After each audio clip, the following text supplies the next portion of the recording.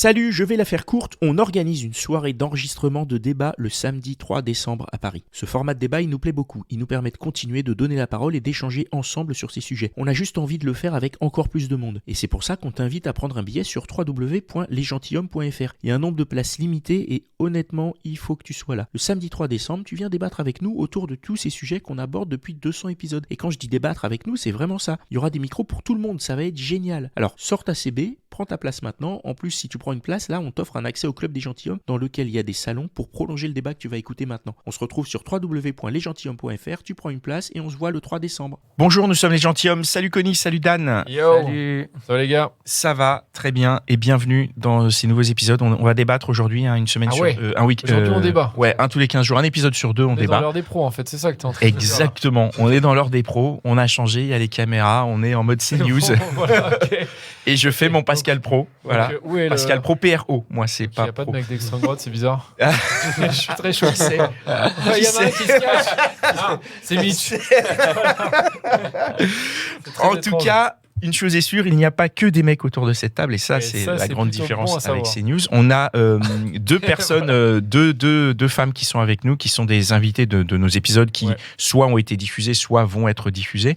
Et voilà, alors c'est un débat qu'on fait, donc d'une part c'est un nouveau format et on l'ouvre de plus en plus. Jusque-là, on débattait à 4, là aujourd'hui on va être 5. Très bientôt, le 3 décembre, on sera 150. Ah mais oui, 150. On sera 150 pour cette grande soirée de débat à laquelle on vous invite à venir. C'est à côté de l'Élysée. C'est dans le 8e, ouais, c'est derrière les Champs-Élysées. Donc, mais c'est vrai en plus. C'est Manu qui. Il y a Manu, il sera là, il y aura tout le monde. Manu, Gérard, Eric, tous ceux qui ont des casiers au cul. Parce ceux qui ont des affaires, ils vont pouvoir venir se faire lâcher. C'est Gérald. Putain, je connais même pas le nom du mec. Quoi. Et non, mais ce que je veux dire, c'est qu'on aura donc cette grande soirée de débat le 3 décembre. Pourquoi on fait ça ? Parce qu'on s'est rendu compte que le débat, c'était une bonne chose, mais que nous, là, on a nos expressions et on est limité. Et en vrai, on sait que ça ouvre à la parole et on s'est dit, pourquoi garder la parole pour nous ? On l'ouvre à tout le monde. Donc, il y aura 150 personnes dans cette salle qu'on a réservée. Et on va débattre tous ensemble. Il y aura des micros dans toute la place. On va se déplacer, on va nous lancer des sujets et ce sera nos prochains podcasts. Donc, venez, prenez vos billets sur www.lesgentilhommes.fr. Si vous êtes membre ancien du club des gentilshommes, ils ont déjà reçu le mail. Ceux qui sont invités, ils sont déjà au courant.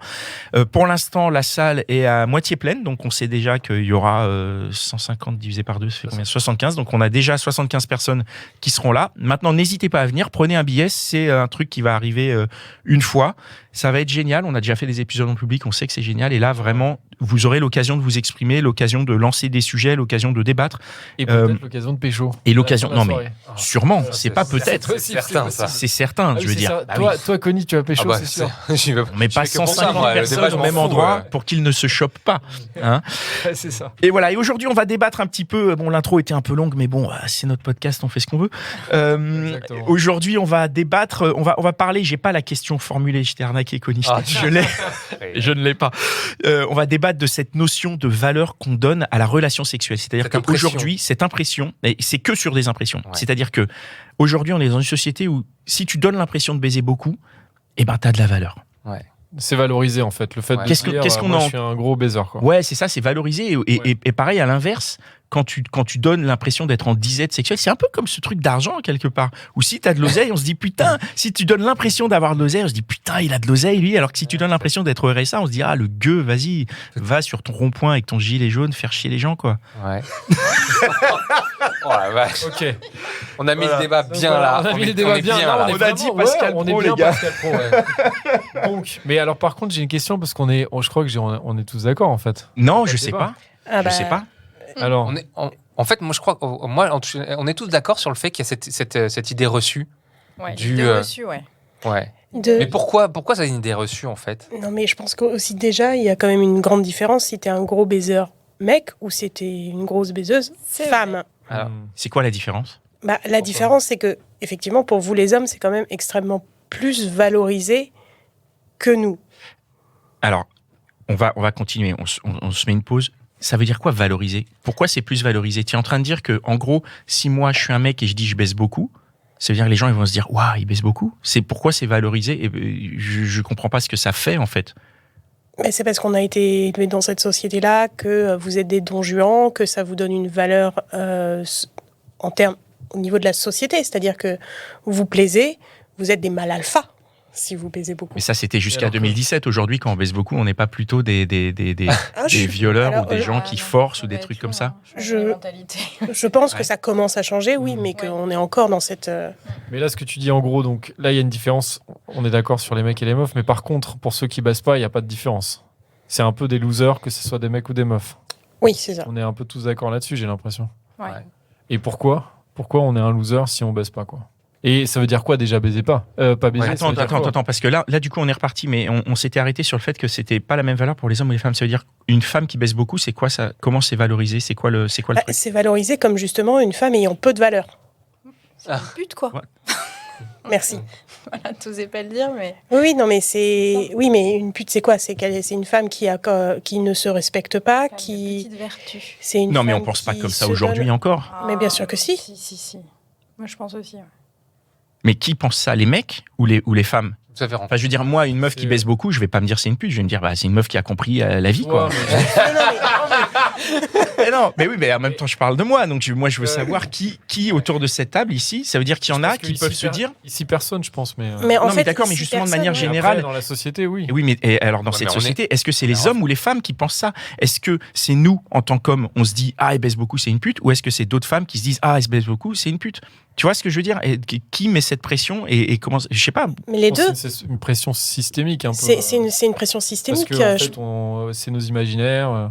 C'est notre imaginaire. Enfin, dis-moi, mais on a tout entendu la copine qui dit respecte-toi un petit peu plus, quoi. Ouais, c'est clair. Et donc ça veut dire entre que meufs. Entre meufs, bien ça sûr. veut dire que si tu baises pas beaucoup, tu te respectes beaucoup plus que si tu baises beaucoup.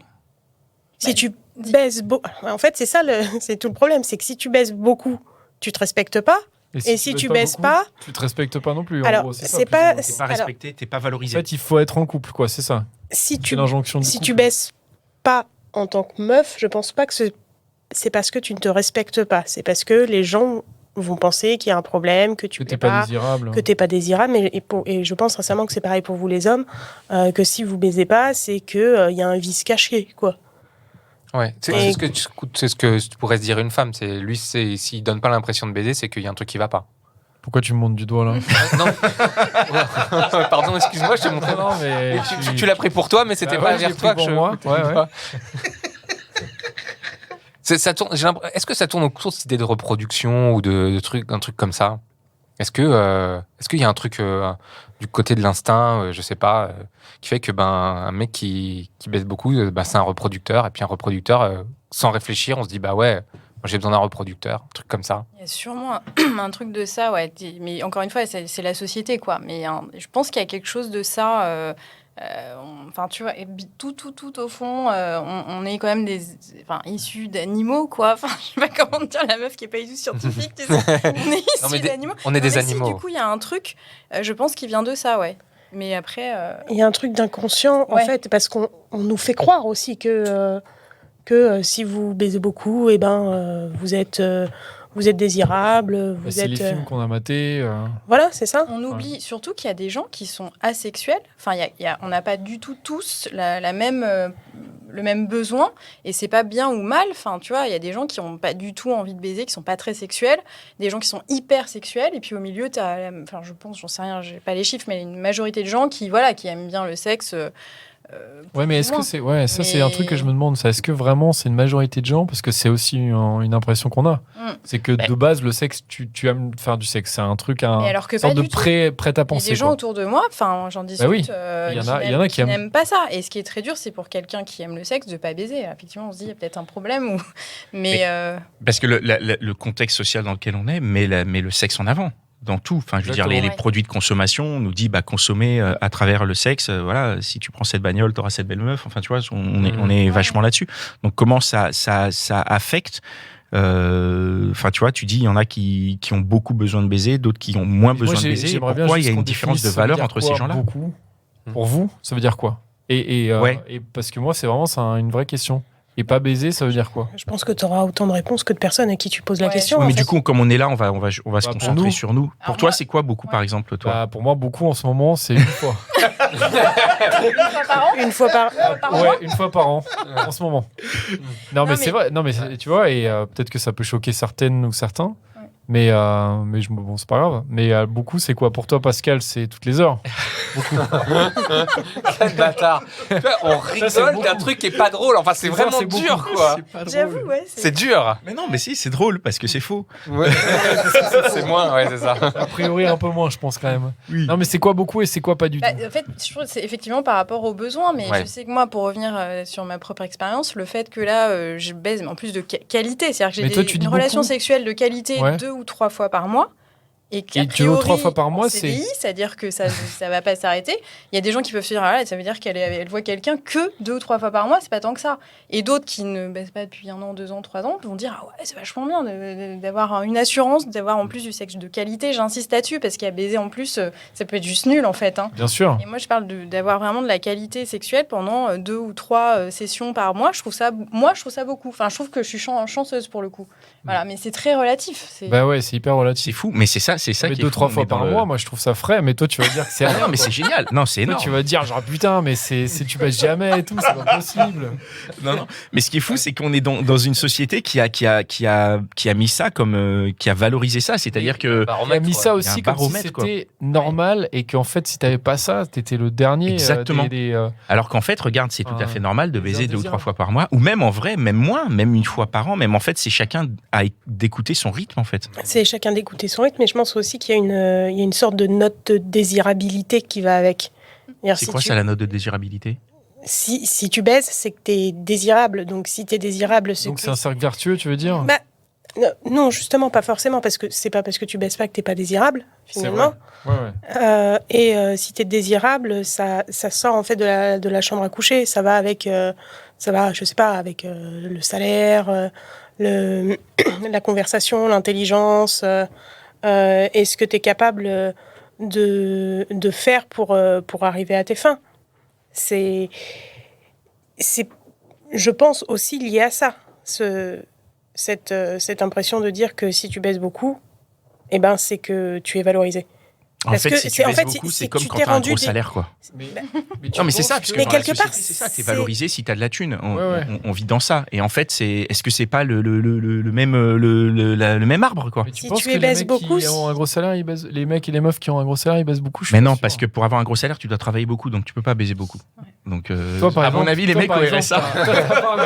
Il fait du podcast, laisse tomber, là. Non, mais tu vois, quand t'es au RSA, t'as le temps.